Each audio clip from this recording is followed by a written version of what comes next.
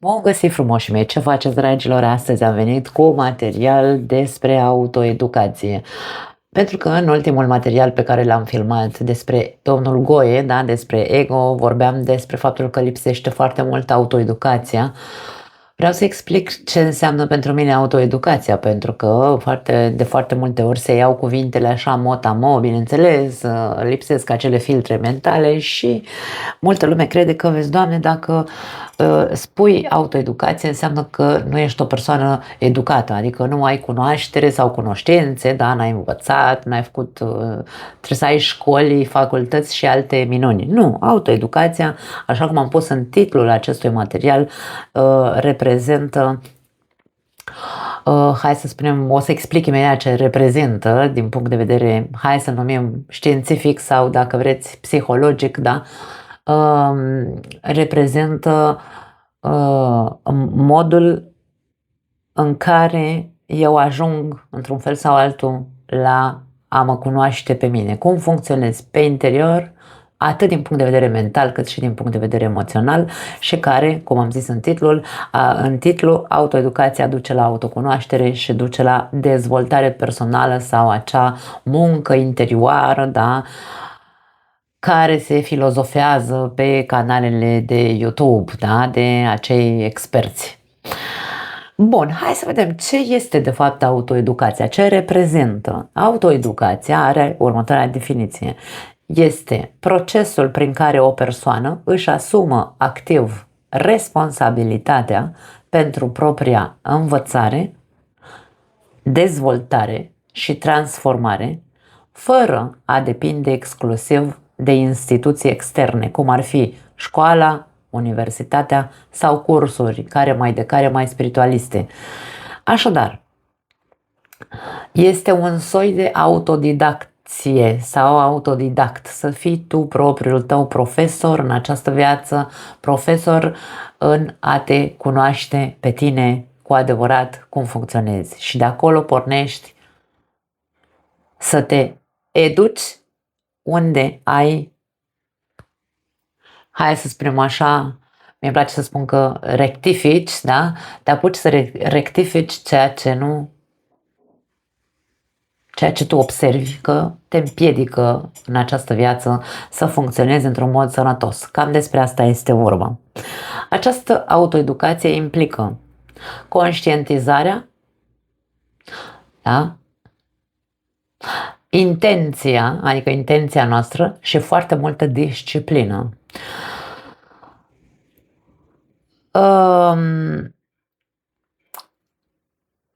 Autoeducația ține, da, sau conține, dacă vreți, sau urmărește, are ca scop dezvoltarea noastră totală, da?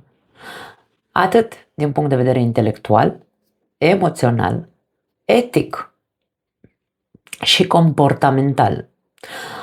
Hai să zicem așa în termeni simpli o singură propoziție, că autoeducația se referă la a învăța singur cum funcționezi, cum vrei să fii sau cine vrei să fii în această viață. Bun, hai să trecem la pașii care trebuie făcuți, să zicem așa. Eu folosesc foarte mult cuvântul trebuie, dar na, asta este, mi-l aplic și mie, stați liniștiți, nu doar vouă. Ce include autoeducația? Autoeducația nu vorbește doar despre a studia, atenție, insist pe acest aspect, ci implică mult mai multe lucruri. Implică cunoașterea din punct de vedere al studiilor, bineînțeles, adică a citi, a cerceta sau a căuta informații despre ceea ce găsești în tine, da? Și a începe să întrebi sau a începe să te întrebi, să te chestionezi pe tine. Nu știu dacă este cuvântul corect în românește, chestionat. Îmi sună că da. Acum eu știți că confund. V-am anunțat de la început că confund cuvinte sau le amestec între ele, între spaniolă și română.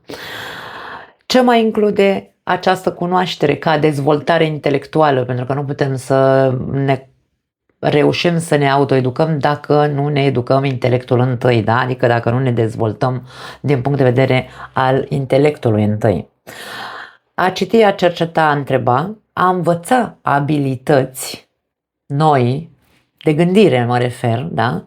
Și a dezvolta acea gândire critică, acele filtre despre care tot vorbesc de când am început acest canal, de când am deschis acest canal. Numărul 2. Ce mai include această autoeducație? Autocunoașterea din punct de vedere psihologic. Înțelegerea propriilor noastre emoții, înțelegere spun, da? Ca să ne înțelegem, de-aia zic filtrele.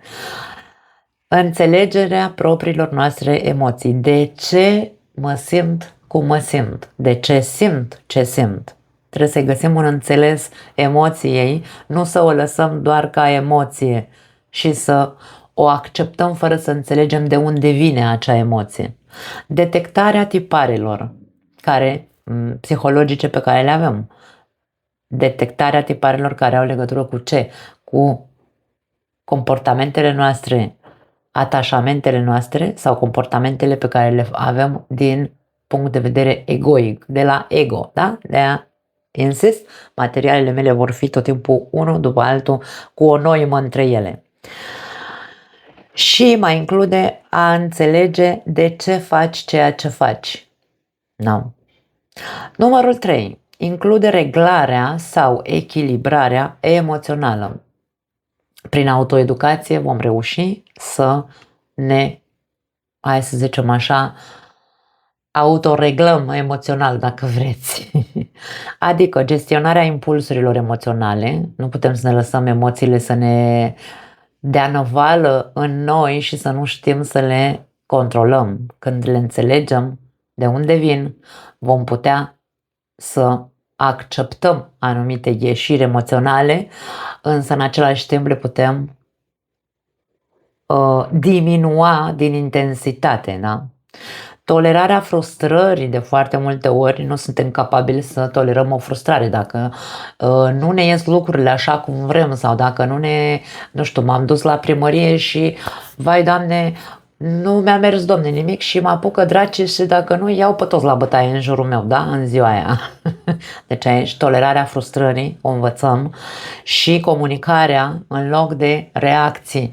În loc să sărim de cur în sus, învățăm, Domne, să spunem lucrurile pe un ton adecvat în funcție de evenimentul cu care ne confruntăm. Nu putem să stăm toată ziua să urlăm și să trântim și să bufnim. Învățăm să spunem ce ne doare, învățăm să spunem ce simțim într-un mod sănătos ca nici celălalt, să nu îl provocăm pe celălalt să intre în defensivă. Și atunci învățăm comunicarea, care este un alt mare subiect care nu este deloc explicat într-un context sănătos ca lumea să înțeleagă. Însă totul pleacă de la, bineînțeles, această autoeducație pe care suntem, hai să spunem așa, obligați cu toții, cel puțin cei care caută să trăiască într-un mod diferit sau într-un mod sănătos, să-l numim așa, da, echilibrat, sunt obligați să se autoeduce. Numărul 4, cred că este ultimul, hai să spunem așa, nu, mai avem un punct, aveau 5 puncte include această autoeducație, include construcția identității. Da, în materialul trecut despre ego am spus, ego-ul tău ești tu, ego-ul meu sunt eu, e clar, dar identitatea mea reală nu este ego-ul meu, chiar dacă eu de multe ori mă identific cu ceea, adică e ca și cum suntem unul și celălalt și nu mai există o altă esență în mine, da? Identitatea noastră reală este esența noastră reală pe care noi nu o cunoaștem dacă nu ne autoeducăm sau nu intrăm în această lume a autoeducației. Această construcție a identității include definirea valorilor, da? Ce este important pentru fiecare dintre noi. Valorile reprezintă ceea ce pentru noi este important în această viață. A alege cine vrei să fii și revizuirea credințelor pe care le-am preluat de la ceilalți. Fie că le-am luat de la părinți, fie că am copiat ca maimuțele, că când suntem tineri copiem de la ăla, de la ăla, de la ăla, și punem așa ca baza identității noastre și zicem că ăsta suntem noi, dar nu e tocmai așa, da? Acolo există, sub toată această identitate la care a participat și ego-ul nostru, care este un partener, un coleg de cameră, cum am zis, foarte folositor pentru a ne construi o identitate, există o esență care este mult mai autentică decât ceea ce, hai să zicem noi, credem că este identitatea noastră reală. De ce? Pentru că în jocul ego-ului, să spunem așa, vreau să mai fac o paranteză aici, știm cu toții și probabil o să fac un alt material separat despre rolurile pe care fiecare dintre noi le jucăm și ego-ul nostru joacă acest rol principal de a ne ajuta să fim capabili să jucăm aceste roluri în viața noastră. Adică jucăm rolul de copii în primul rând. Copii în ce sens? Copiii părinților noștri. Eu am 48 de ani, dar mama mea e în viață, adică eu sunt copilul ei. Eu trebuie să știu să-mi joc rolul de copil în fața mamei mele, da? Rolul de soră, pentru că am un frate și bineînțeles că fiecare rol trebuie interpretat într-un fel anume. Nu suntem, de-aia spun că personalitatea noastră sau identitatea noastră nu are legătură cu un singur mod de a fi peste tot la fel. Nu. Joc rolul mamei, eu sunt mamă, trebuie să știu să joc acest rol cât de bine pot, dar dacă mă autoeduc, voi ști și acolo să fac față, da? În fiecare etapă a vieții fiicei mele, de exemplu.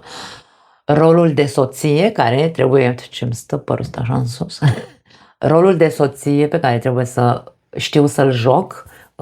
Și când zic știu să-l joc, nu e vorba de falsitate, da? De a cer aici filtre psihologice sau mentale. Rolul de soție, soția ce face? Soția are grijă de casă, de mâncare, de copii și așa mai departe. Rolul de amantă, care trebuie să fiu acolo, să știu să-l joc în patul meu cu soțul meu. Rolul de youtuberiță, că asta este ceea ce fac, da, rolul de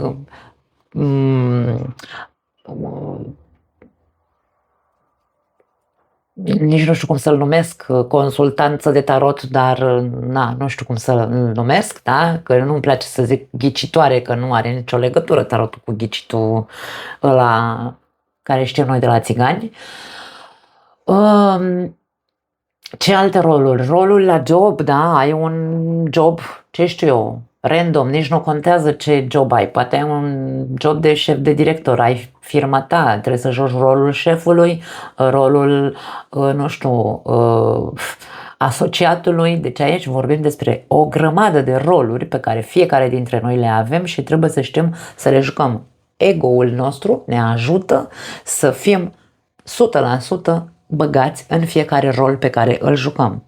Dacă nu știm să-l jucăm noi rolul vieții noastre ca identitate proprie, esență naturală din noi și să captăm energia ego-ului care să ne ajute să jucăm fiecare rol în parte cum trebuie, ajungem la alte probleme în viața noastră. Bun, aici e o paranteză ca să pot să explic de ce lucruri în legătură cu ego-ul.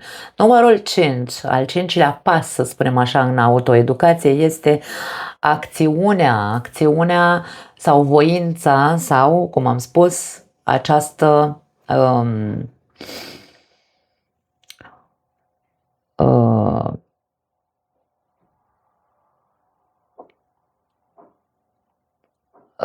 cum am zis mai devreme că mi-a și fugit cuvântul. Dedicare, da, disciplină.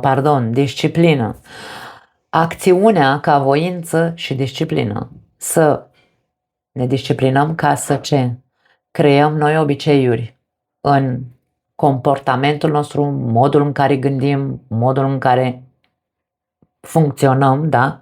Să putem să facem schimbări în interiorul nostru și să aplicăm sau să practicăm ceea ce învățăm. De ce este importantă autoeducația, dragii mei? Pentru că fără autoeducație sau autocunoaștere vom continua să repetăm tipare inconștiente, comportamente inconștiente, inconștiente, ies așa automat, da? Trăim pe pilot automat. Ego-ul nostru ne va conduce viața fără ca noi să ne dăm seama. Vom trăi reacționând, da? Nu cum ne dorim de fapt să trăim, pentru că noi ne dorim, vreau și o viață liniștită, vreau și eu să fiu iubită, vreau și eu să am o relație sănătoasă, vreau și eu ca copiii mei să fie bine, vreau și eu un job nu știu care, noi vreau, dar când vine ora de a face, suntem praf cu toții, da? Pentru că noi nu suntem autoeducați. Identitatea noastră se construiește într-un mod random dacă nu ne autoeducăm, da? Adică în funcție de ce zice mama, tata sau familia în care am crescut, în funcție de cultura din care fac parte, că poate, nu știu, uite, unii sunt pocăiți, alții sunt atei, alții sunt nici nu știu, de tot felul de lucruri, da? Alții sunt plini de bani și se cred buricii pământului toți, alții sunt foarte traumatizați, că de-aia vorbesc și de traume pe acest canal. Deci aici e vorba despre identitatea noastră de început, să zicem așa, aia care ne-o construim la începutul vieții noastre, va avea o construcție de asta Dumnezeu cu mila în funcție de alte lucruri și nu de noi înșine și de ceea ce noi vrem cu adevărat să, nu știu, să fim până la urmă, da? Prin autoeducație vom trece de la comportamente automate sau inconștiente la comportamente conștiente. Vom alege cum vrem sau cum trebuie să ne comportăm, pentru că va intra cuvântul trebuie în inconștientul fiecăruia dintre noi. În momentul în care începem această autoeducație, nu va mai fi vreau să fac, ci va fi trebuie să fac. Trebuie să îmi schimb tiparul să ai comportament, trebuie să-mi schimb modul în care vorbesc, trebuie să-mi schimb modul în care țip, trebuie să-mi schimb da? Deci începem să vedem foarte multe tipare de care nu eram conștienți până atunci. Vom trece de la reactivitate la responsabilitate și asumare. În momentul în care am o reacție instinctivă, poate pe moment e normal să avem ieșiri, dragii mei, depinde de contextul în care ne aflăm, însă în momentul în care o conștientizăm acea reactivitate, acea reacție, ne asumăm responsabilitatea și învățăm să ne cerem iertare și să dăm explicații să dăm explicații cu capul pe umeri de ce am reacționat cum am reacționat și ne cerem iertare că am reacționat în felul ăla și promit că nu mai fac data viitoare. Data viitoare, dacă simt că mi iese aceeași reacție, atunci voi ști să diminuez gradul de intensitate cel puțin. Vom trece de la identitatea asta random pe care am construit-o sau am preluat-o, da? La a alege ce fel de identitate vrem să creăm în funcție de esența pe care noi o găsim în interiorul nostru când începem autoeducația. Știu că este un drum poate pare foarte complex ce spun, dar este o muncă frumoasă, aș zice. De-aia în titlul acestui material este cel care este. Da? Pentru că se vorbește foarte mult dezvoltare personală, autocunoaștere, da, dar nu poți să ajungi să te cunoști dacă tu nu începi să te Nu începi cu acest pas, cu acest 5 pași, de fapt, de care îi conține autoeducația, da? Așadar, recapitulăm. Cunoașterea, adică dezvoltarea din punct de vedere intelectual, autocunoașterea din punct de vedere psihologic, reglarea sau echilibrarea emoțională, construcția identității noastre și acțiunea, voința sau disciplina.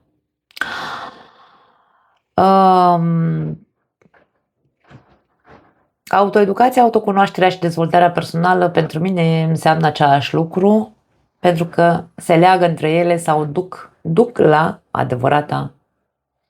adevăratul miez personal al fiecăruia dintre noi. Bun, relația cu ego-ul nostru va fi alta. De ce? Pentru că autoeducația îl face vizibil, îi face vizibile acele strategii de care el se agață ca să ne satisfacă nouă acele mofturi care zice că sunt nevoi, da? Insist, dacă nu ne autoeducăm, ego-ul nostru ne va domina și după aia ne duce la alte, cum se numesc, la tulburări, ne duce la tulburări de personalitate, atenție. Și dacă ne autoeducăm, vom ajunge să îl observăm la timp și să-l redirecționăm și să-i zicem, tu pe aici, da? Eu conduc, nu tu. Autoeducația, ce mai am eu pe aici imediat, că le-am puțin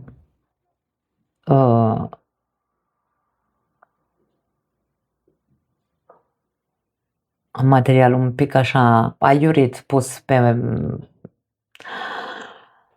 pe calculator, dar nu contează. Am scris eu aici că pentru noi oamenii este foarte important, să spunem așa,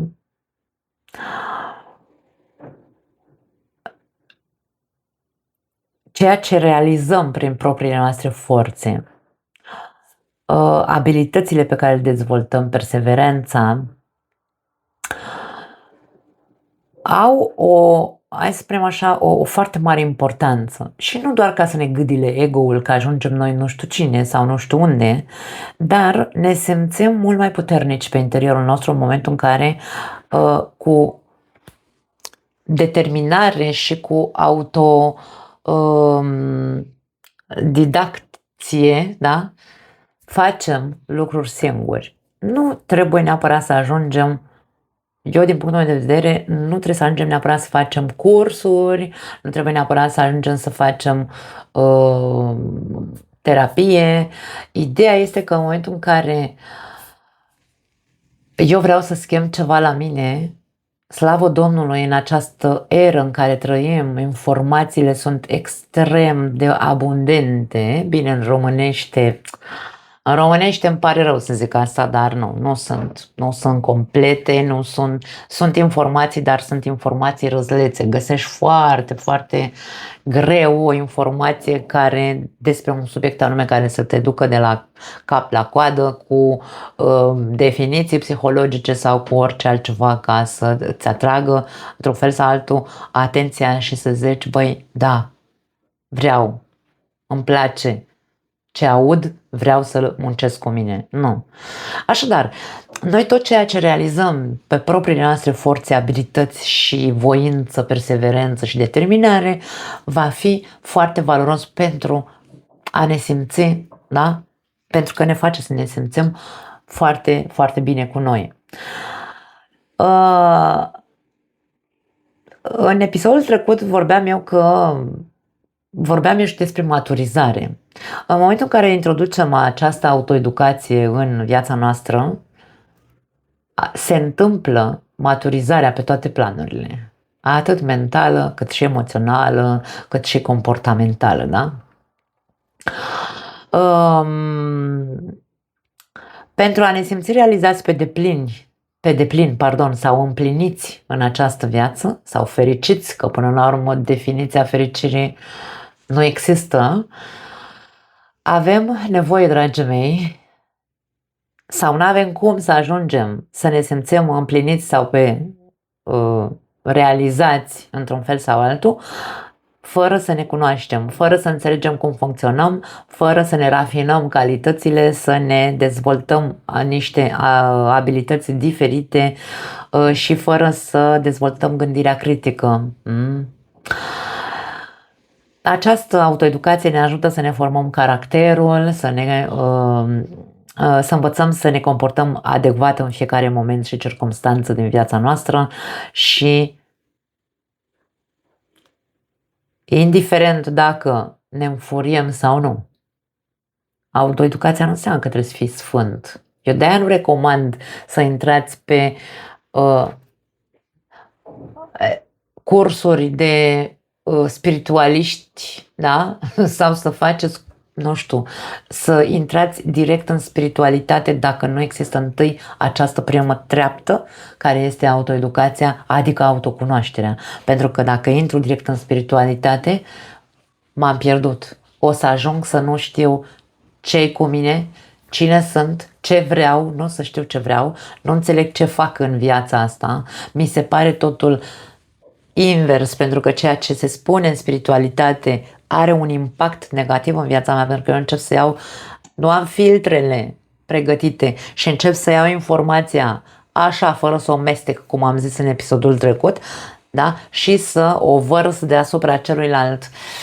Și acolo e unde începe chinuiala, unde începe criza, unde începe tot ceea ce, da, eu am zis, criza e o binecuvântare pentru că te trezește, te aduce cu picioarele pe pământ și te îndreaptă către tine, nu către proiecțiile tale.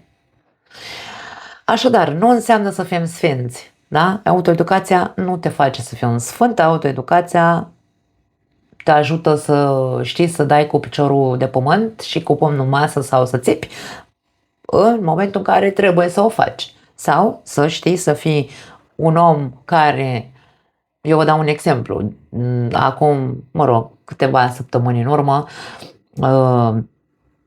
am fost cu fiica noastră la un concesionariu de mașini pentru că și-a scos carnetul și să-și cumpere o mașină și eu m-am dus acolo cu rolul de cumpărătoare și când ești un cumpărător trebuie să te duci nu cu nasul pe sus că vezi, Doamne, ai tu bani să-ți cumperi o mașină, ci te duci cu rolul de am nevoie de informații, da? Și dacă nu, eu sunt așa, eu și ego-ul meu suntem el e ca Robocopul meu. Îmi pune armura de femeie serioasă, interesată să înțeleagă anumite lucruri și am început să pun întrebări de s-a săturată la de mine. Că deranjez, e problema ei, dar eu am fost o femeie educată. Așa că despre asta vorbim, da? Bun. Autoeducația ne învață să depășim sau să învingem condițiile dificile din viața noastră, să depășim obstacole sau evenimente neplăcute și să fim calmi și încrezători în noi înșine, adică să avem încredere în noi înșine. Învățăm să lucrăm cu defectele noastre și să ne dezvoltăm calitățile mult mai mult. Învățăm să ne antrenăm pentru a ne înfrunta și gestiona acele emoții despre care vorbeam, iar nivelul nostru de inteligență emoțională va crește. Se vorbește foarte mult. Inteligență emoțională. Ce e inteligența emoțională? Dacă eu nu știu de ce simt ce simt, dacă eu nu înțeleg de ce simt, de unde vine acest sentiment pe care l-am, asta înseamnă inteligență emoțională. Dacă să ajung acolo, la inteligență emoțională și să știu ce înseamnă și empatia și când trebuie să fiu empatic și când nu trebuie să fiu empatic, pentru că se face totul în exces în această lume, lumea needucată, neautoeducată, ia totul așa motamo și face în exces, face exces de toate. Ok? Și empatia este una dintre ele. Și vine tot de unde? De la lumea spirituală.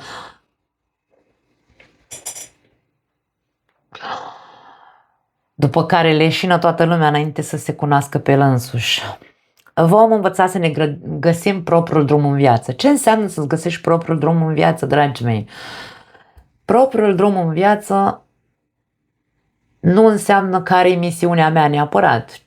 Misiunea, din nou, este un alt subiect prostituat, pentru că misiunea noastră în viață este să trăim. Noi n-am venit aici cu un scop determinat, scris undeva acolo în destinul ăla din capul spiritualiștilor. Nu. Cel puțin din punctul meu de vedere. Eu aici dau doar punctul meu de vedere, dacă voi aveți altul, eu vi-l respect. Însă, drumul tău în viață este să trăiești. Te-ai născut ca o consecință a părinților tăi, ca să nu mai zic chiar babardeală, așa, și obligația ta, drumul tău în viață, e să trăiești. Cum alegi să trăiești ține de cât ești de autoeducat. Și atunci, când tu vei ajunge la un nivel de autocunoaștere atât de profundă,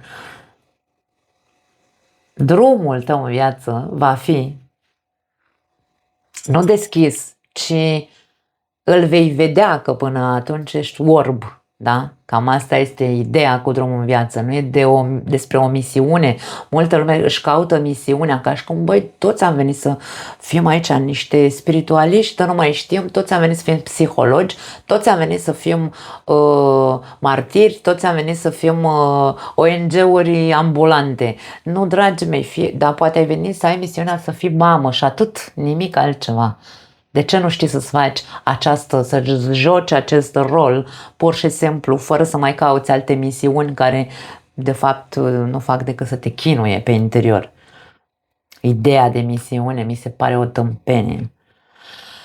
Vom învăța să ne rezolvăm contradicțiile și conflictele interioare sau cu cei de lângă noi, da? Vom învăța să ne recunoaștem umbrele, bestia din noi, da? Ce frumoasă e bestia din noi când acționează atunci când trebuie, da?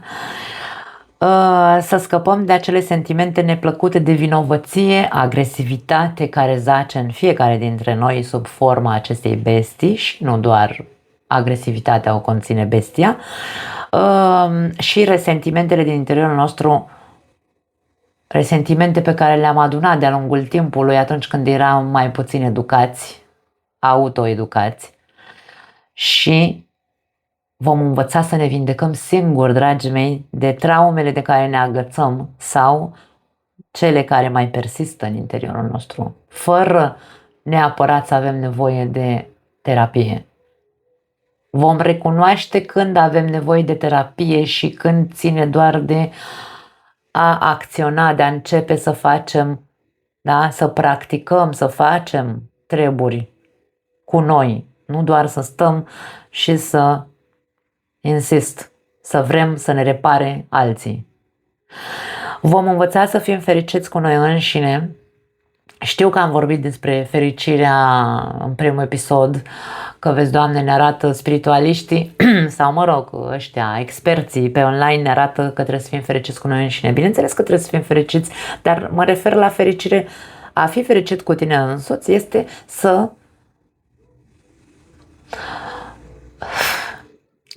te cunoști în primul rând, da?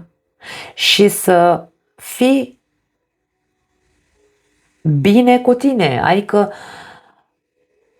să fii mulțumit cu tine așa cum te descoperi, care este esența aia care o vei descoperi în urma acestei autoeducări, da? Și ne ajută ne ajută să fim fericiți alături de ceilalți, să nu mai trăim în proiecții, să nu mai trăim în nevoi speciale ca și cum am fi niște handicapați. Vom învăța să ne bucurăm că am depășit multe provocări. Când ajungi să vezi peste câte lucruri ai fost capabil să treci în această viață și să le depășești, atunci vei găsi frumosul din tot urâtul ăla prin care ai trecut. Și vei ști să fii recunoscător. Atunci vei înțelege ce înseamnă adevărata recunoștință în momentul în care așezi cu bucurie toate căcaturile prin care ai trecut și zici, ok, sunt parte din mine, dar le-am depășit, am putut. Acum sunt pregătit pentru o nouă viață. Vom dezvolta altruismul real, nu ăla care ne punem măști pe față că suntem noi persoane minunate și după aia ca babele alea care se duc la biserică, sunt foarte ele credincioase și când ies din biserică te înjură sau cine știe ce, sau te bârfesc în biserică. Nu, ăla nu e altruism, ăla nu e niciun fel de bunătate, da? Este falsitate clară și atât. Trebuie să spunem cuvintele reale, dragii mei, și atât. Și învățăm, dezvoltăm acest altruism și pe lângă altruism dezvoltăm și dorința de a ajuta pe cei care au nevoie de noi, nu de a intra în viața lor cu bocanci ca să ajutăm, nu, vom ști să fim acolo pentru cei care au nevoie de noi pentru că ne vor căuta, nu pentru că ne ducem noi să-i căutăm, că suntem noi cei mai deștepți și persoane minunate și altruiste care vor să îi ajute pe ea cu forța. Nu. Atunci o să știi să aștepți să fii căutat atunci când omul cu adevărat are nevoie de tine, pentru că atunci când omul are cu adevărat nevoie de tine și tu ești acolo să întinzi cu altruism o mână de ajutor, acel om îți va fi recunoscător. Când cineva nu ți este recunoscător pentru atât de mult bine pe care tu îl faci, este nu pentru că neapărat a fost făcut din falsitate, adică tu i-ai dat un ajutor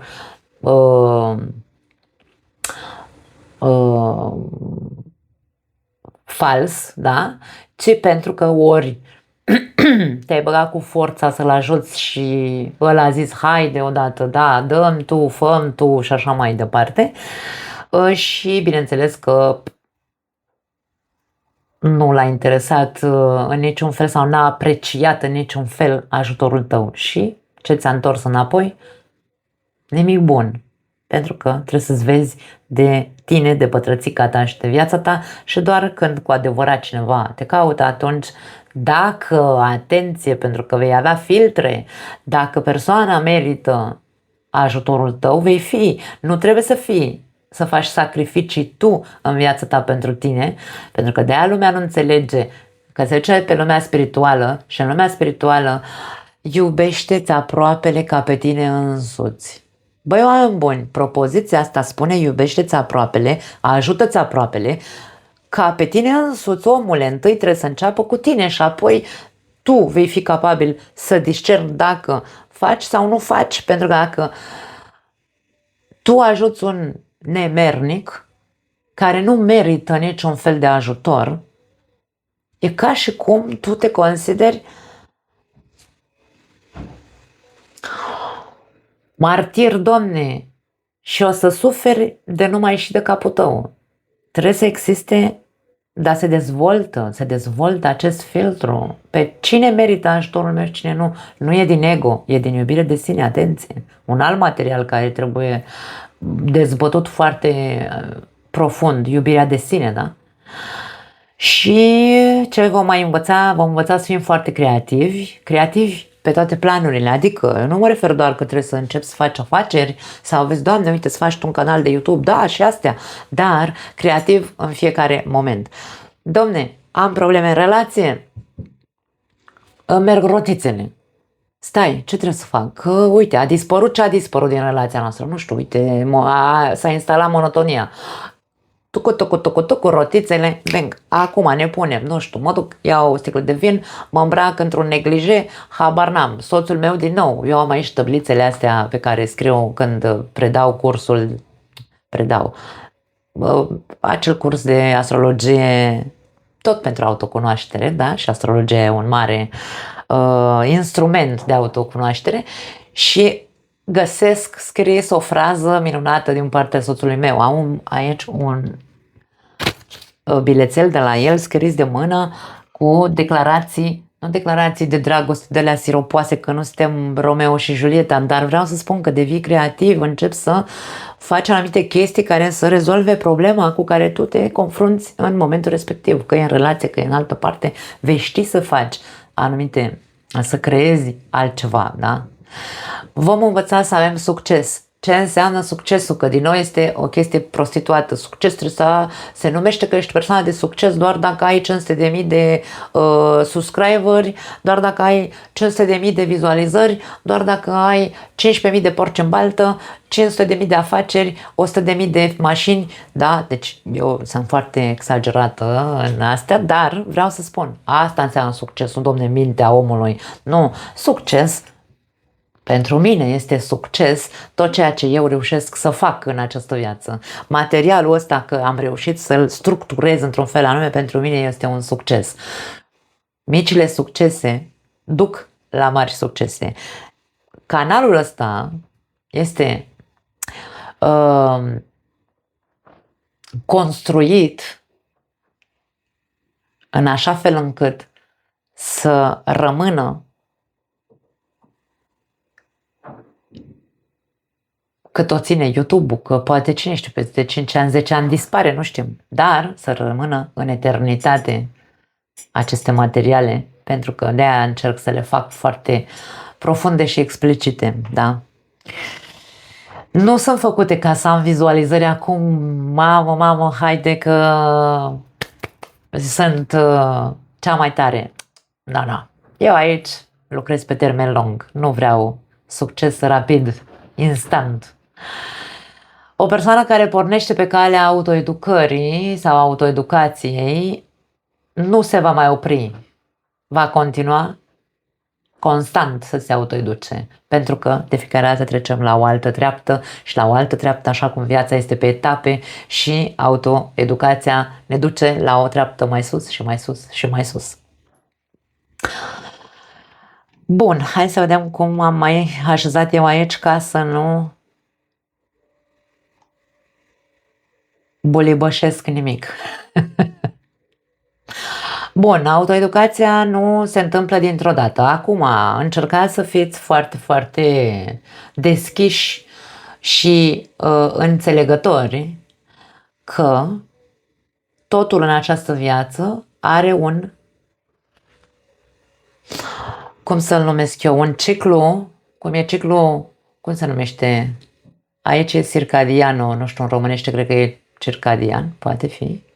Nu știu, acum îmi pare rău, dragii mei, eu inclusiv informațiile care vi le aduc, le fac stil material pentru că le traduc din spaniolă. Eu văd totul în spaniolă, în română, intru să văd ce se scrie, ce se vede, ce e pe piață și când văd ce e, mă întorc înapoi pe spaniolă, că de aici am de unde să aduc informații sănătoase. Inclusiv ca ciclul în natură, da? Deci este primăvară, vară, toamnă, iarnă, primăvară, vară, toamnă, iarnă, zi, noapte, deci totul este un proces. Autoeducația este un proces cu niște etape în care trebuie să avem răbdare, să se așeze informația, să se coacă, da? Să prindă rădăcină întâi ca o sămânță, apoi să înceapă să crească un pic, să iasă din pământ, da? Să iasă la suprafață un mic firicel de iarbă și apoi cu cât o udăm și avem grijă și practicăm și facem, atunci ajungem să se înflorească floarea și ajungem la iluminarea aia despre care tot se vorbește, da? Așadar, mare răbdare trebuie să aveți, pentru că există etape prin care trecem cu toții în momentul în care intrăm pe drumul autoeducației sau autocunoașterii și au legătură cu cele 5 puncte despre care am vorbit mai devreme. Aceste 5 etape, mă rog, sunt 4 etape să zicem, însă au legătură cu cele 5 puncte descrise mai devreme. Prima etapă prin care vom trece este etapa adormirii Domnului sau a inconștienței, etapa în care suntem inconștienți, etapa în care trăim din inerție și noi nu suntem conștienți că trăim random, pe pilot automat. Ne trezim fiecare dimineață e la fel ca cea anterioară, ne ducem la muncă, facem mâncare, copii, piață, habar n-am, sex, ne culcăm și mâine o luăm de la capăt. Pilot automat, fără niciun soi de trăire conștientă, adică a trecut ziua pe lângă mine și eu n-am fost conștientă. Nu trăim simțind ci trăim ca atunci când faci școala de șoferi și începe și creierul tău să bage automat informațiile ca să poți să-și conduci singur. Cam asta e, pilot automat, că de aia se numește așa.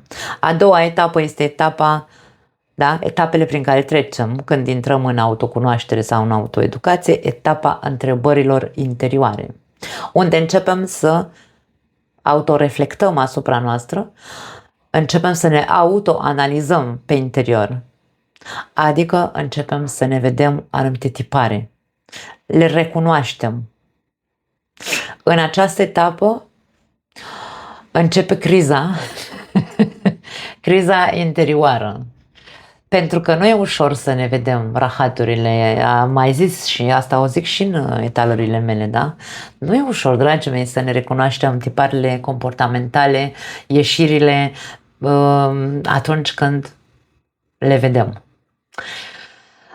Etapa cu numărul 3, etapa învățării conștiente, adică începem să căutăm informații. La mine, etapa asta a doua de autoreflecție, autoanaliză, când am intrat în prima criză, pentru că nu avem doar o singură criză de-a lungul vieții, când am intrat în prima criză, a avut legătură cu fiica mea. Ea avea probabil, dacă mi-aduc eu bine aminte acum, undeva între 8, 9, 10 ani, nu mai țin minte exact, acum are 24. Așa că mănânc de mult mămăliga asta și de aia știu despre ce vorbesc și cu ce se mănâncă, nu doar cu brânză.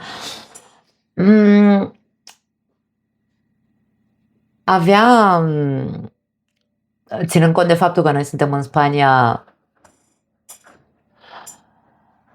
avea 1 an jumate de când o adusesem în Spania, 1 an jumate, 2 ani, ceva de genul. Și bineînțeles, această tranziție de la,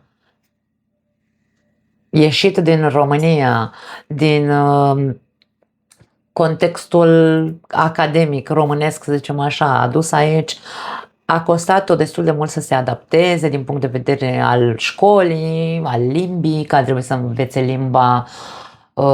Bineînțeles că a suferit foarte mult pentru că niciun copil nu se juca cu ea, că nu știau să se comunice între ei. Cu școala, bineînțeles că era mai complicat, însă trecuse 1 an, 2 de când era la școală. Dar eu eram pe atunci o needucată, că nu pot să spun altfel, da? Și, bineînțeles, ca fiecare părinte român, vrei ca copilul tău să fie, domne, cel mai bun de la școală și vrei, domne, să fie cu note bune.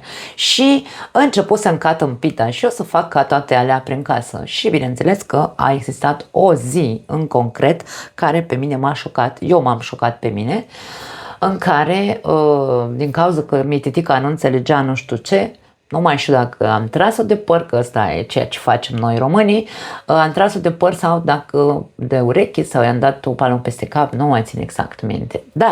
Dar, ce s-a întâmplat în acel moment este că eu am văzut-o pe fiica mea cum, când am ridicat vocea, că vedeți că am vocea asta așa, asta o am din naștere, n-am ce face, și când am ridicat vocea și am și dat una sau am tras-o de păr, a sărit în sus. În momentul în care a sărit în sus, atunci pentru mine a fost ca, știi când îți cade tavanul în cap și zici, ce dracu faci, tâmpit-o? Acolo a fost prima oară când eu am început să-mi văd un anume tipar și mi-am dat seama că copilului meu este frică de mine și eu nu asta am căutat niciodată ca părinte. A început căutarea mea interioară. În legătură cu asta a mai fost o chestie. După câteva zile de la această scenă, am avut un vis. Fiica mea era pe un soi de targă, să zicem așa, și era întinsă acolo ca și cum era moartă. Era ținută sau cărată acea targă, dar era ca un fel de plataformă de lemn. Era cărată de o mulțime de oameni, erau foarte multe persoane, era un context întunecat, întuneric era acolo, era foarte puțină lumină. Și era ca și cum un proces de dus la groapă a copilului meu, da, în acel vis. Și dintr-o dată i-am auzit vocea când a strigat după mine, mami, și am văzut și mânuța întinsă către mine. M-am trezit din acel coșmar și am făcut conexiunea cu ceea ce se întâmplase cu câteva zile în urmă când eu am țipat la ea și m-am trezit din somn. Atunci a început, am luat-o ca pe un semnal, pe atunci nu eram eu cu nimic de genul ăsta pentru că trăiam inconștient pe pilot automat, de ce nu? Și bineînțeles că atunci a început căutarea mea. Am început pe psihologie, pentru că am zis sunt o nenorocită de femeie, de mamă, pardon, și trebuie să mă caut pentru că îmi distrug copilul. Și acolo a început căutarea mea, acolo a început criza, da? Criza mea interioară în legătură cu rolul meu de mamă. După aia am avut alte crize mai târziu. În fine, asta a fost așa o paranteză ca să vă dați, nu știu, să vă dau așa o informație cam ce se întâmplă când începem să facem clicuri, da? Bun, a treia etapă este etapa învățării conștiente, adică începem căutarea. Cum am zis, și eu am început să caut. Am trecut la următoarea etapă.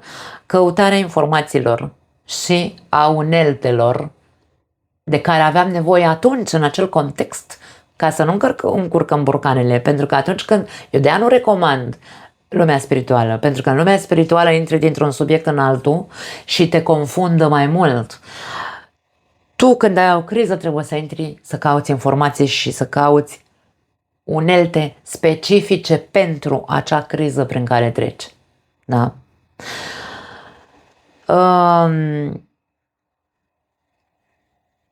Nu recomand nici spiritualitatea, nici constelațiile. Insist pe constelații pentru că mie mi se pare, eu nu știu cât de mult bine fac constelațiile. Ok, nu e nicio problemă, mergeți, faceți și vedeți ce. Vedeți ce se întâmplă acolo. Dar gândiți-vă că întotdeauna este despre a te cunoaște pe tine. Lăsați strămoșii în pace, nu moștenești tu nimic nu ai viața care o ai pentru că ai moștenit nu știu ce de la bunica sau de la stră. Nu, totul este aici, în prezent, despre tine și despre cum funcționezi tu și asta este rolul tău, obligația ta, să te cauți și să vezi cum funcționezi și de ce funcționezi cum funcționezi. Nu să mai căutăm scuze că bunicul, că străbunicul și că nu știu cine. Recomand cărți de psihologie sau cărți legate de cum funcționează creierul uman sau mintea noastră, pentru că de aici pornește totul, dragii mei. Noi nu ne dăm seama câte conexiuni neuronale fac neuronii noștri între ei și cât de multe autostrăzi avem în creierul nostru, unele foarte, foarte bătătorite de atât într-o singură direcție și altele atât de fine că nici măcar nu le vedem. Eu am început cu 2 cărți. O spun pauză ca să le caut. Ok, le-am găsit. E vorba despre 2 cărți cu care eu am început cel puțin. Bineînțeles în spaniolă, îmi pare rău, nu am ce să fac. Uite așa, uite ce subțiri sunt. Da? Una are 350 de pagini și alaltă are, până la urmă nici nu contează, 610. Ideea care este? Hai să vi le prezint întâi. Asta se numește, știu că le vedeți invers, se numește deja de ser tu în spaniol, adică în engleză, pentru că în românește, nu știu, dragii mei, îmi pare rău dacă vă prezint cărți, dar nu știu în românește dacă sunt pe piață și unde le puteți găsi, însă în engleză se traduce Breaking the Habit of Being Yourself. Așadar,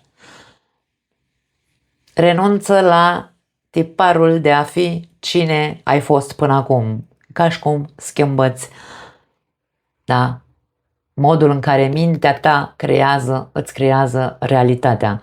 Această carte este plină de sublinieri, este plină de semne, este plină de tot felul de lucruri, pentru că eu am luat informația, am citit-o de 5 ori, această carte, și am ascultat-o de 2 ori pe YouTube, pentru că există audiobook, da? Și asta este cea de-a doua carte, tot a lui. Am văzut o persoană care vorbește foarte, hai să-l numim așa, foarte cu dispreț cumva în legătură cu acest autor. Probabil că acea persoană nu a citit niciuna dintre aceste 2 cărți, dar nu că nu le-a citit, nu le-a studiat, pentru că una e să citești așa bla bla bla și alta e să iei o carte și să o studiezi. Desarrolla tu cerebro este a doua carte pe care sunt singurele cărți pe care le-am de la el, dar are legătură cu cum funcționează creierul nostru. În engleză, ca să vă zic numele și la această carte, Evolve Your Brain, probabil că este asta, da? Deci, știința de a-ți schimba mentalitatea este ceea ce prezintă această carte. Din nou, o carte, după cum, nu că mă laud, dar vreau să vedeți că am studiat cartea de-a fi în păr de 15.000 de ori și pe asta am luat-o la purificat de nu știu câte ori. După ce culegi informația, dragă om, după ce îți observi aceste tipare în care ai trăit până acum, a 4-a etapă este etapa practicării, cea mai complicată etapă, cea mai dificilă etapă. De ce? Pentru că suntem leneși.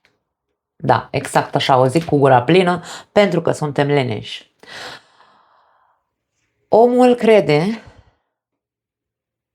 că dacă a citit o carte, a înțeles, domne, ego-ul nostru ne face să credem că am înțeles despre ce e vorba în această viață cu doar cititul unei cărți sau a 2, 3, 5 cărți, nu contează. În momentul în care ai terminat de studiat, te apuci de practicat obligatoriu. Aplică tot ceea ce tu ai citit în acele cărți pe care le citești. Insist, nu lua cărți de spiritualitate. Ieși de acolo. Dacă nu practicăm, dragii mei, vom rămâne doar la nivel de filozofie.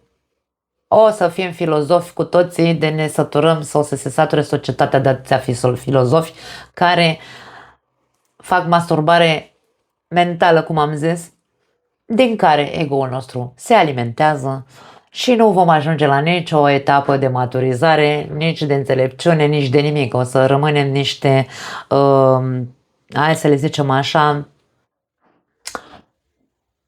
filozofi ambulanți, fără nicio noimă, ca spiritualiștii ăștia despre care vorbeam. Da. Și da, există un ultim pas pe care eu mi-a scăpat aici să-l pun în roșu, că eu le pun ce e important să îmi sară în ochi, că am început să chiorăsc.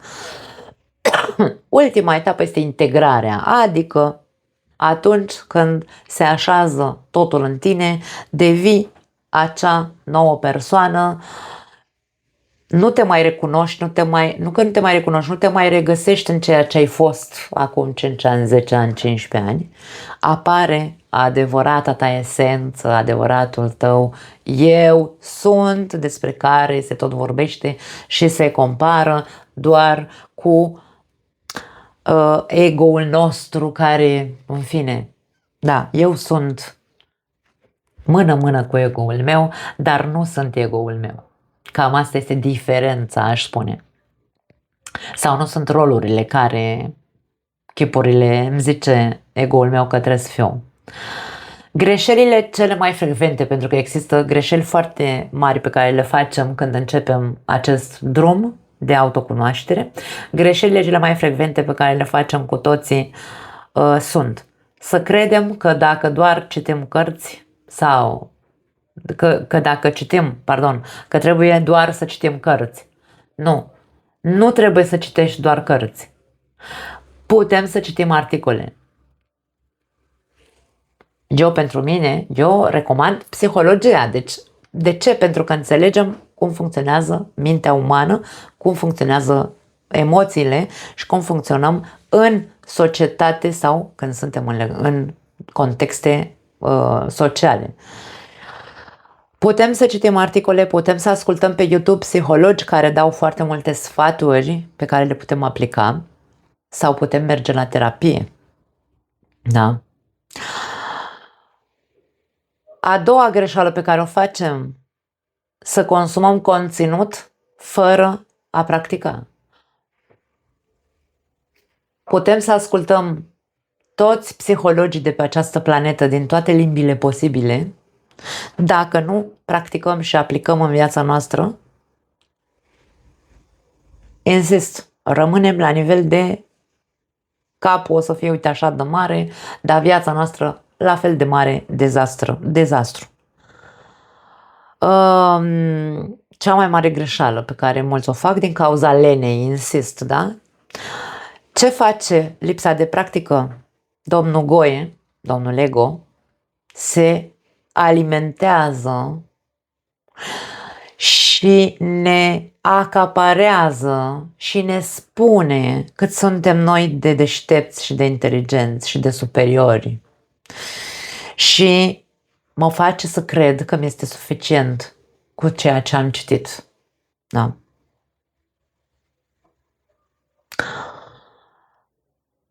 A treia greșeală pe care o facem este dorința de a vedea rezultate imediate. De-aia am spus, trebuie să avem mare răbdare cu noi. Cea a treia greșeală cea mai mare este asta. Vrem să vedem de pe o zi pe alta schimbări în viața noastră, vrem să vedem că se întâmplă miracole, da? De ce să nu funcționeze legea atracției dacă tot este pe piață? Și mai ales în relații, dragii mei. Lumea este disperată să vadă rezultatele eforturilor lor de a citi cărți, de a asculta podcasturi, de a asculta psihologi și așa mai departe, fără să aplice în viața lor, să practice. Dacă au citit 3 cărți sau au fost la cursurile, deci, dragii mei, eu, sinceră să fiu, din nou, dacă vrei să faci ceva bun pentru tine, înscrie-te la facultatea de psihologie pentru tine, Doamne, ca să te autocunoști tu. Dar nu trebuie să ajungi să faci facultatea. Insist, există atâta informație pe planeta asta că nu ai nevoie să faci o facultate ca să te poți autocunoaște, să funcționezi cum trebuie, să te autoeduci, da? Nu recomand nici cursuri, pentru că unde te duce ego-ul sau mintea noastră, unde ne duce? Ne duce la cursuri de-astea înalte, mai ales astea pentru că ne ia de cap totul, dragii mei. Noi credem că, vezi, Doamne, trebuie să știm să intrăm pe tărâmul ăsta necunoscut, trebuie să învăț să fiu feminină, trebuie să învăț să fiu masculină, trebuie să învăț să mă comport nu știu cum, trebuie să învăț să Doamne, nu! Întâi trebuie să faci cursuri ca să te cunoști pe tine. Nu știu dacă există cursuri de genul ăsta în România, să te cunoști pe tine. Dar, în fine. Deci, dacă au citit 3 cărți sau au fost la 2 cursuri, dacă au fost, au practicat comunicarea, cică. Ei încep, noi când intrăm pe drumul ăsta de autocunoaștere, începem să ne schimbăm încet modul în care vorbim, modul în care transmitem ce avem de transmis, da? Dar noi putem să facem lucrurile astea de aici, din poziția noastră, însă uităm că avem în fața noastră o altă persoană, pentru că aici vorbim despre relații. În contextul relației cu această dezvoltare personală, ajungem să nu empatizăm, între ghilimele, atenție, e periculoasă cu poziția de empatizant cu celălalt, da? De simpatizant al celuilalt, în momentul în care tu ești pe dezvoltare personală și el nu. Uităm că celălalt este în lumea lui, acolo, în prima fază a vieții, adică în trăirea automată, inconștientă, și bineînțeles că cel mai probabil nu face absolut nimic pentru a se autoeduca pe el. Și începem să intrăm în conflict. Adică domnul Goie începe să dea cu curul de pământ și începe să zică: de ce nu faci și tu? De ce nu faci și tu, nu citești și tu o carte? De ce nu știu ce? Că eu am crescut și tu o să rămâi așa și nu mă mai regăsesc cu tine și nu mai nu știu ce. Asta e a doua criză în care intrăm.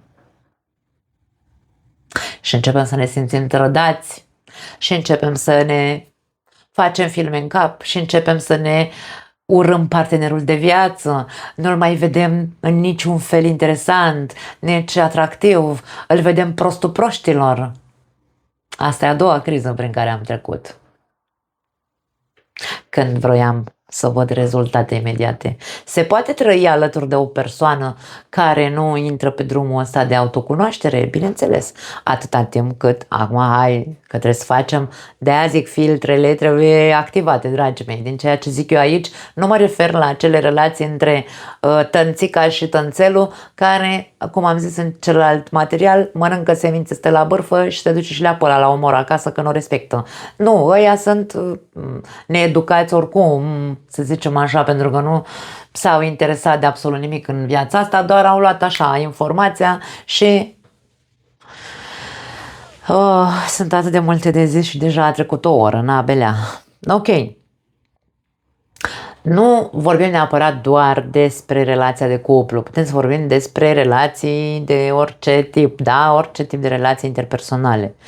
Noi trebuie să înțelegem că acest proces se numește autoeducare sau autocunoaștere pentru că are legătură cu noi. Nu îl băgăm pe celălalt în borșul nostru, lăsați-vă oamenii de lângă voi în pace. Dacă ei vor să trăiască pe pilot automat, să trăiască pe pilot automat, voi faceți-vă treaba voastră. Soțul meu, de exemplu, nu a citit nicio carte, a luat cartea asta, a început-o și a zis: mie nu-mi place ce văd acolo. Nu că nu-mi place, înțeleg tot ce zice, citesc și pare că deja știu ce vrea să zică și mă plictisește cartea. Ok, l-am lăsat în pace. Cu toate că el nu este o persoană, hai să zicem așa, nu știu, care să asculte podcasturi sau să... Da, n-are treabă cu lumea spirituală, suntem eu cu lumea mea, el cu lumea lui, dar avem o lume separată doar a noastră, aparte de aceste două lumi a fiecăruia dintre noi. Putem să trăim alături de o persoană care nu este pe același drum. De ce nu?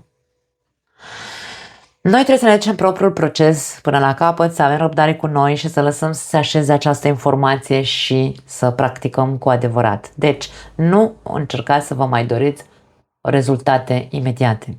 Aveți răbdare cu acest proces.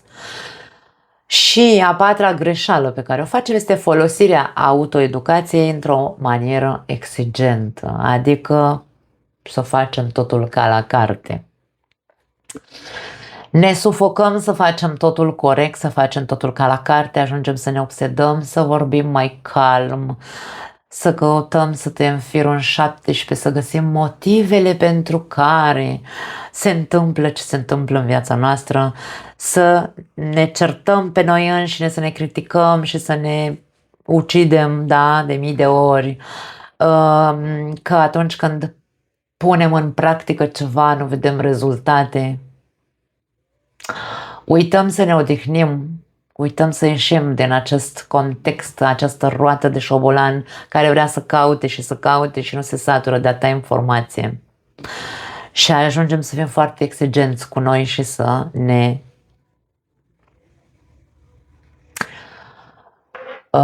îndepărtăm de celălalt sau de ceilalți, da? Ne îndepărtăm de ceilalți, devenim niște eremiți încuiați în casă sau într-o cameră, ignorăm sau neglijăm viața de familie, viața de cuplu, viața de rolul de părinți, ne ignorăm copiii, partenerul de viață, prietenii, nu mai ieșim în lume și inclusiv ignorăm odihna. Așadar, astea sunt cele 4 mari greșeli pe care le facem cu toții. Autoeducația înseamnă trecerea de la a trăi programat sau pe pilot automat la a alege, la a învăța să alegi cum să trăiești și mai ales a nu ajunge la tulburări de personalitate. Atenție, în episodul următor voi vorbi despre narcisism, pentru că este o tulburare de personalitate, mai ales în momentul în care domnul Goie face ce vrea el să facă în viața noastră. Calea către autoeducație începe cu pași mici și lenți.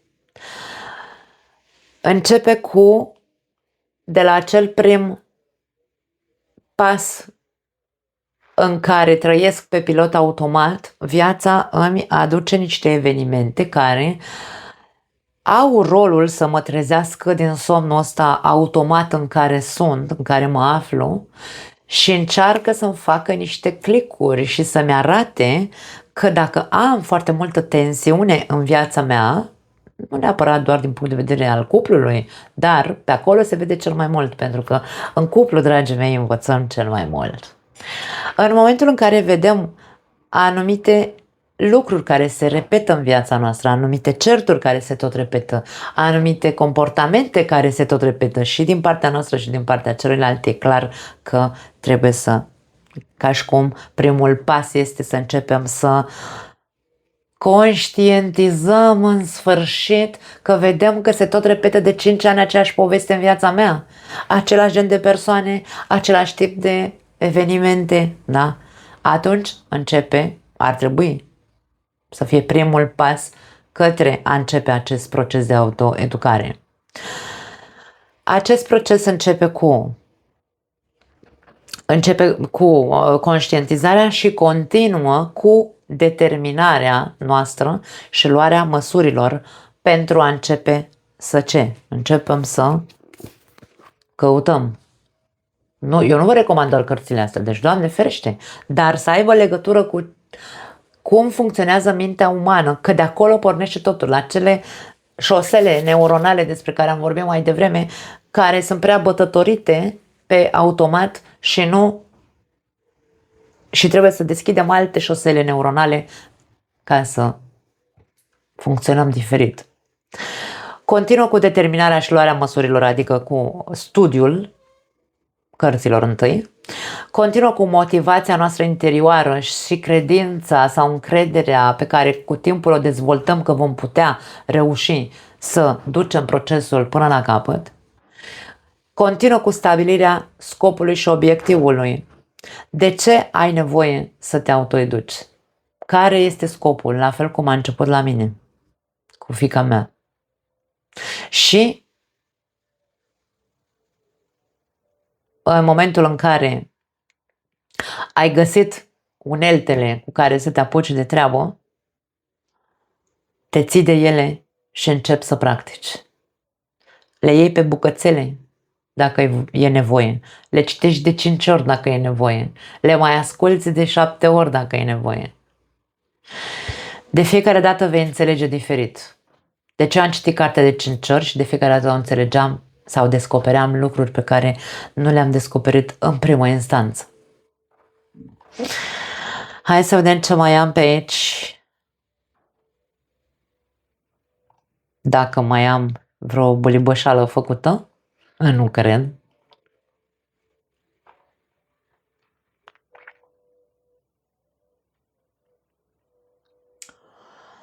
Nu.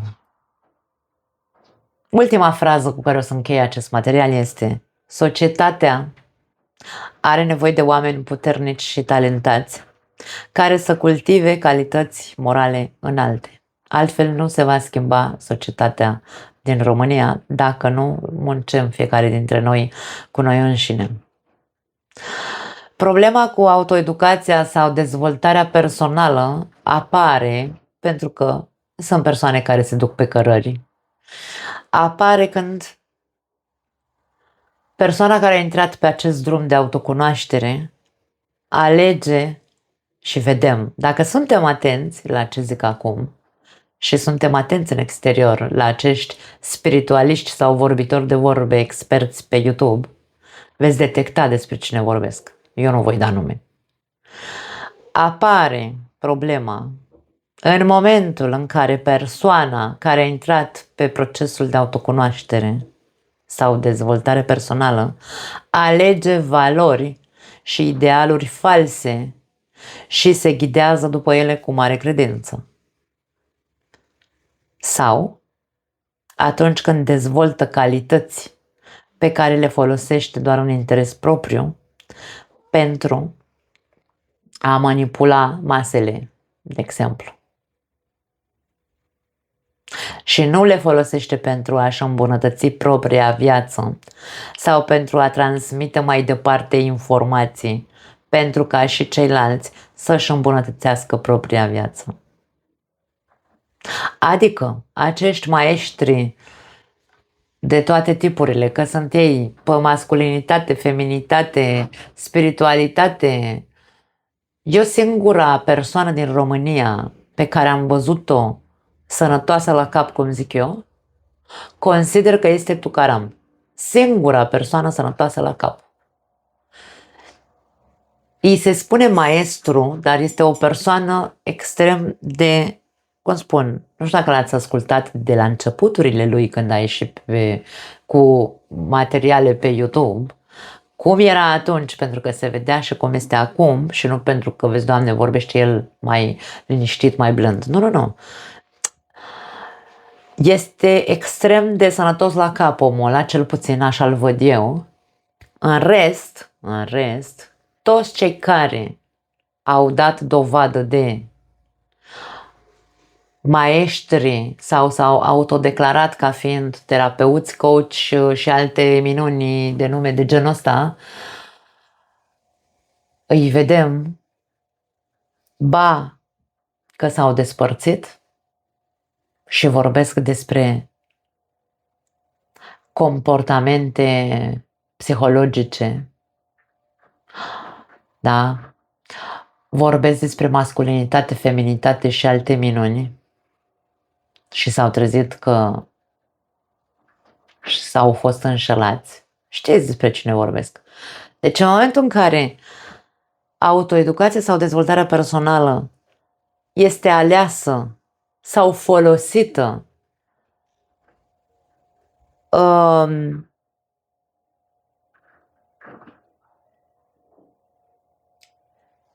după niște criterii false, practic, adică informația o iei și o bagi fără filtru și mamă, eu sunt Joe Dispenza acum, domne, bă, ce tare sunt, bă, zic eu cum funcționează neuronul și fiecare celulită, nu celulită de pe picioare, celulă mică din capul tău și știu foarte bine ce trebuie să faci ca să schimbi rețelele, da?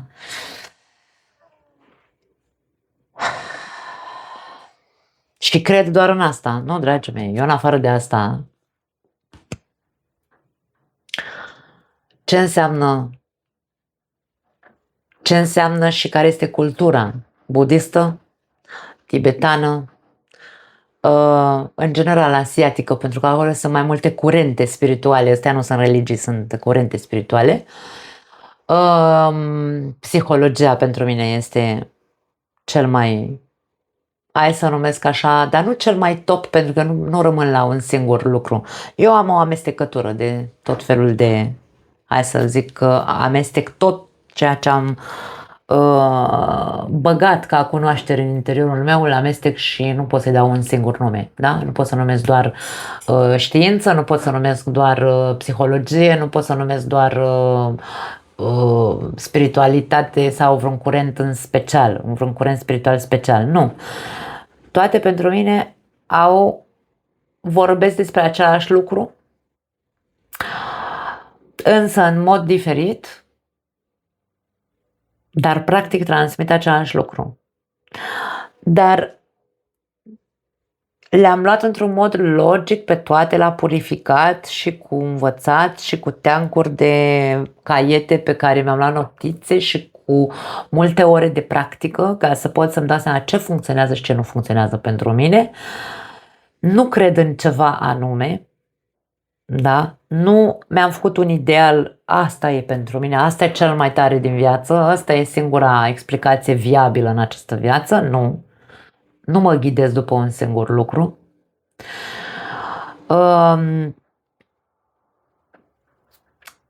Cei care folosesc doar în interes propriu pentru a manipula, aici ego-ul nostru ne poate duce pe cărări și ajungem să cunoaștem anumite lucruri în cum funcționează mintea umană și avem puterea să îi manipulăm pe ceilalți și să-i ducem unde vrem noi, să ne folosim de ei. Asta are legătură cu narcisismul despre care vom vorbi data viitoare.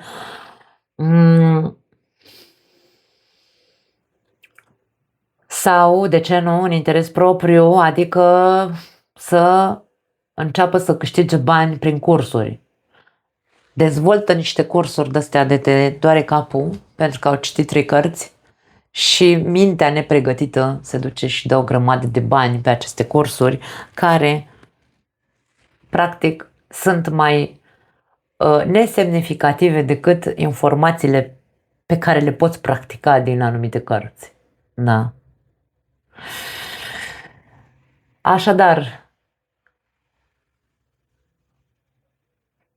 luați-vă notițe, reflectați întâi, vedeți în ce punct vă aflați, ce aveți nevoie, care e obiectivul, un singur obiectiv, insist, nu intrați pe 7000 de obiective dacă în momentul de față te lupți cu o chestie care se tot repetă de ani de zile în viața ta. Și fă-o ca să-ți îmbunătățești, să te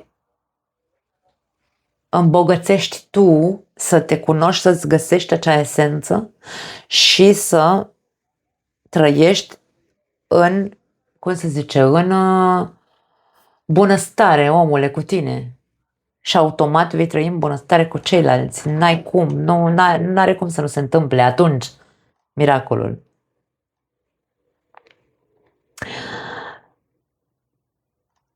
Nu veți mai avea...